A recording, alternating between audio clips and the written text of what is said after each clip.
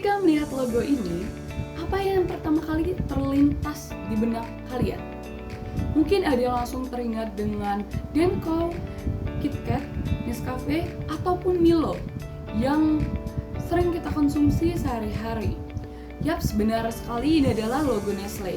Nestle merupakan perusahaan multinasional asal Swiss yang bergerak di bidang makanan dan minuman. Nestle didirikan pada tahun 1866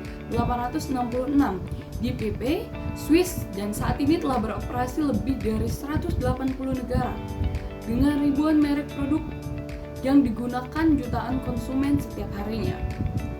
Namun bagaimana sebuah perusahaan asal Swiss ini bisa berkembang hingga hampir menjangkau ke seluruh dunia? Sebelum kita masuk ke pembahasan lebih lanjut, izinkan saya untuk memperkenalkan diri terlebih dahulu. Halo semuanya, perkenalkan nama saya Rizka Dwi JS dengan NPM 2451011028 dari Prodi S1 Manajemen Universitas Lampung. Pada video kali ini saya akan membahas analisis strategi ekspansi global dari perusahaan Nestle berdasarkan 7 konsep utama dalam bisnis internasional, mulai dari FDI, strategi masuk pasar internasional, strategi global, struktur organisasi multinasional, manajemen SDM global, pemasaran internasional, hingga keuangan internasional dan resiko nilai tukar. Tanpa berlama-lama lagi, mari kita mulai pembahasannya. Kita masuk ke pembahasan yang pertama mengenai FDI. Jadi FDI itu merupakan investasi langsung yang dilakukan oleh perusahaan dengan membangun atau memiliki fasilitas bisnis di negara lain. Nestle menerapkan strategi FDI ini dengan membangun pabrik di berbagai negara, termasuk Indonesia.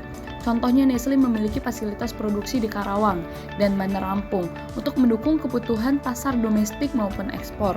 Melalui strategi ini, Nestle dapat mendekatkan produksi kepada konsumen, mengurangi biaya distribusi, memperoleh bahan baku lokal seperti kopi dan susu, serta meningkatkan efisiensi operasional.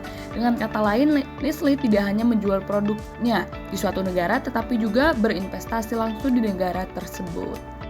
Pembahasan berikutnya adalah strategic entry market atau strategi masuk ke pasar internasional. Strategi ini menjelaskan bagaimana perusahaan memasuki pasar negara lain.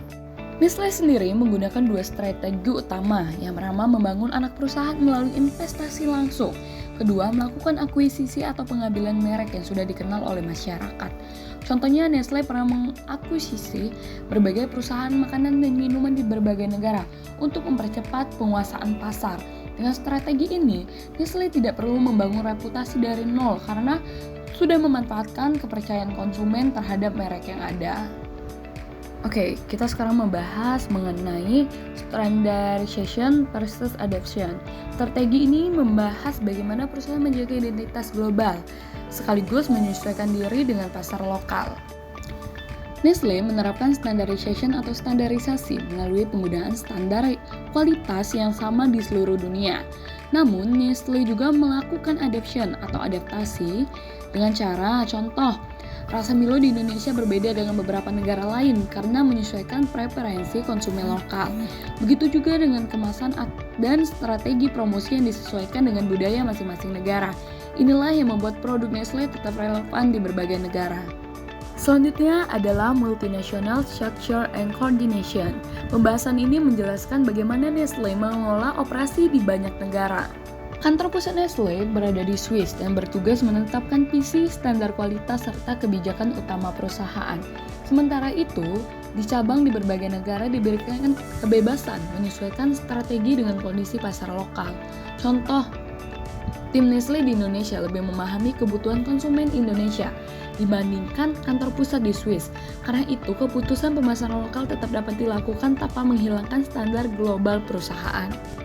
Pembahasan yang kelima mengenai Global Human Resource Management atau manajemen SDM global.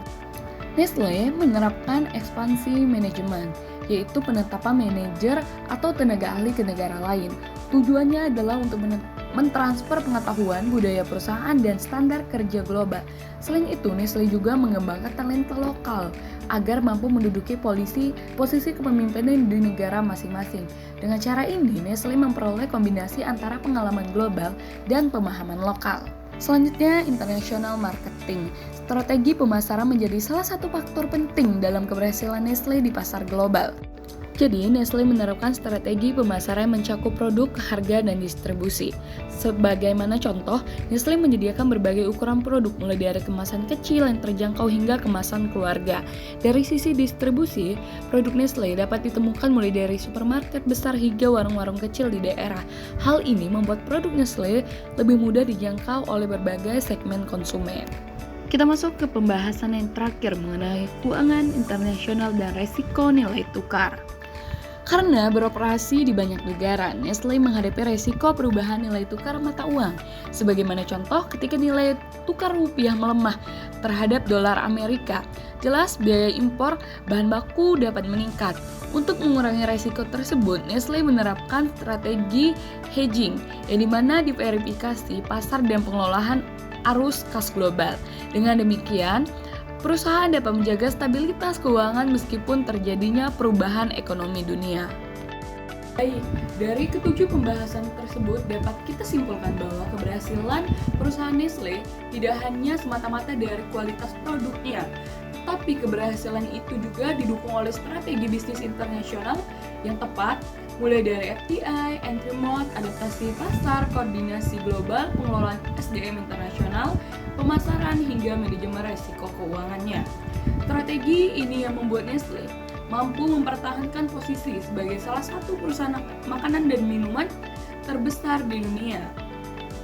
Sekian pemaparan materi atau analisis yang dapat saya sampaikan. Atas segala kesalahan dan kekurangannya, saya mohon maaf. Saya akhiri, wassalamualaikum warahmatullahi wabarakatuh. Good food, good life, let's